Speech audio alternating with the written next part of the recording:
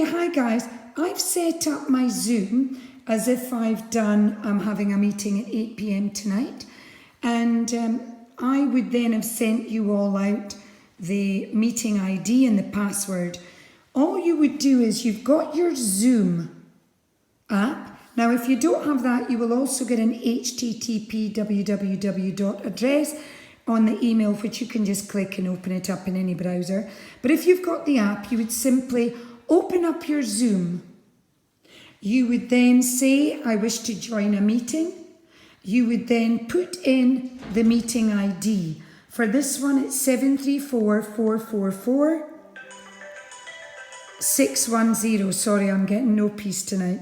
610, and then you would say join, and then it's going to ask you for the meeting password, which you would also have. And all that you're going to do is put in the password. On this meeting, it's 0702. No bother copying this, guys, because it's not actually a meeting. And then continue. Now it will say waiting, and it will say waiting for the host to start this meeting.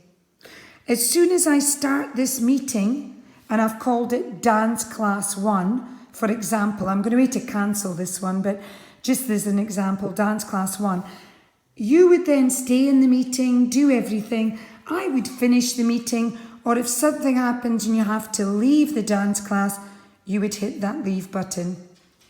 And you would confirm leave meeting. So that's how easy it's going to be for all of you to join your virtual dance classes. And remember, they'll be free of charge because I have paid for the app.